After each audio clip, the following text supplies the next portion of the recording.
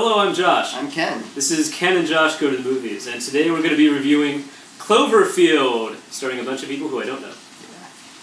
So, Cloverfield is a movie about a group of people at a going-away party for a guy named Rob. Right. And it turns out that Rob's going-away party is on the same day as some sort of a... What's that? I don't know. Hold on a sec. Did you hear something? Yeah. What was it? I'm going to take this laptop with me for no reason. Shit. Okay, what's going on? Oh my God! So I guess we lost Josh out there. Cloverfield is about a guy named Rob, and it's his going-away party. And this monster attacked the city, and they decide they have to get out of the city for...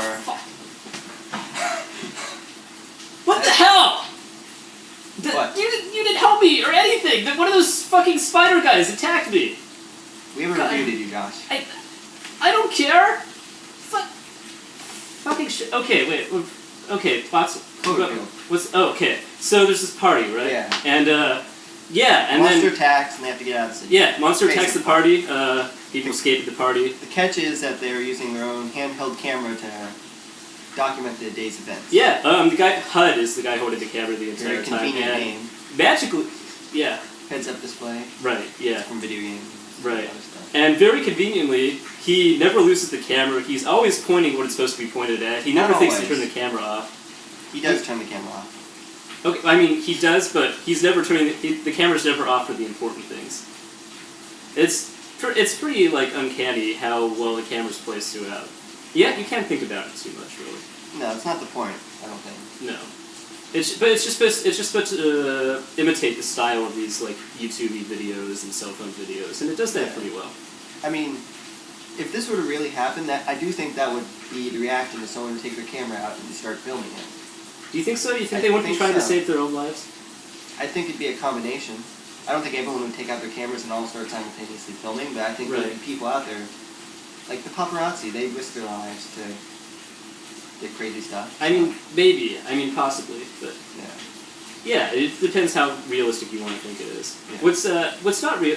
the actions of the characters are not at all realistic for the most part. Yeah. Characters who would never actually follow each other around, like one girl who doesn't really know any of the other principals, decides to follow the main guy who wants to save this girl who is known for not that long, I don't think. No, they've been friends for a long time. But they just suddenly realize they love each other. Yes.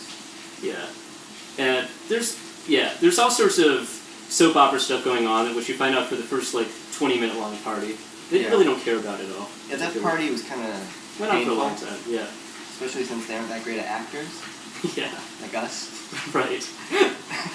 But yeah, the action scenes are all pretty cool. I will say it was really intense and gripping. I was in it from basically when that monster attacked me at the very end.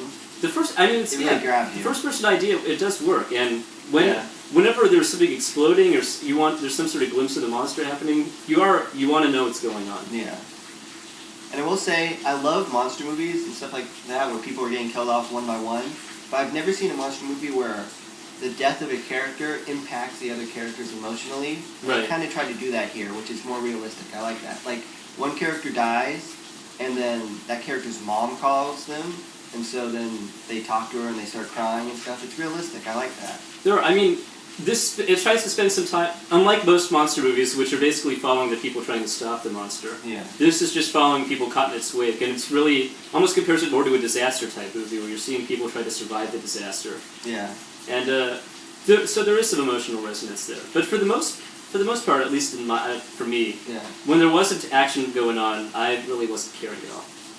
I didn't care about these characters. I mean, there was action pretty much non-stop. I don't think so. There was a lot of time where they were just kind of... it was only like an hour long after that party of that movie, and most of it was them running and... It wasn't even... No, it wasn't most of them running. It was most of them thinking, okay, what do we do now? And then they did something, and then they're like, okay, now what do we do? It really wasn't. There was... For me, there wasn't enough monsters. That's going to change of everybody's taste. Yeah, I think you shouldn't overdo the monster. I think that's what's cool is that it's always off in the distance or it's not quite close up. Or I'll say, till the end. It would have been okay for having this little monster if I cared at all about the characters we were following, which That's I really true. did. They weren't really developed well enough, especially considering we spent so much time at the beginning just with these characters. And you spent you're spending the entire time I with these did guys. really like HUD. Josh says he doesn't, but I thought HUD was HUD really was funny. stupid. I thought he was funny. No, he's the guy who was always grabbing the camera and pointing at nothing and yelling, "Oh my god, oh my god, oh my god," over and over again. This happened 5 or 6 times throughout the movie. And also the girl that has nothing to do with the rest of them, just like Zoe Deschanel, didn't she? No, She not totally at all. reminded me of her. Not at all. Totally. Zoe Deschanel's way hotter. Yeah, but she reminded me of her. And The way she acts. yeah.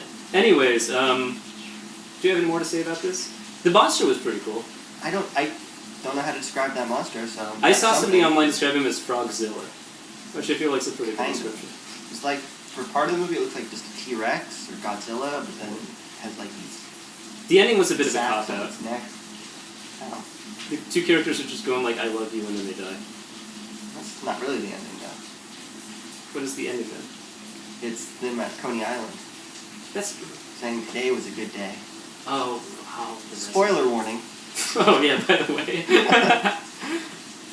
Yeah, and then we don't really know what else happens after that, which I guess mystery, but I don't know. I feel like there would be a little bit more closure if we actually knew what happened to the monster and shit. I like that there's mystery involved. It's not one of those movies where it's the science people and the army, they all figure everything out and then they save the day. It's not that at all. It's just the monster comes and kills But this these wasn't an people. art movie, this was an action movie, and it's... I like that there's mystery, Josh. I like a little open-endedness.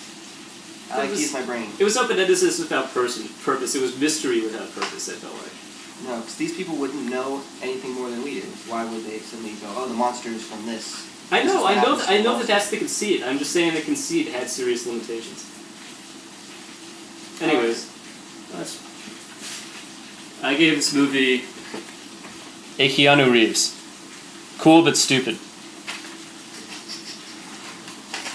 I gave it 3 oh my gods out of 4. That's 3 O's, 3 My's, and 3 Gods. Yes. Awesome. Well, thanks again for watching another review. I'm Josh. I'm Ken. This is Ken and Josh Go to the Movies.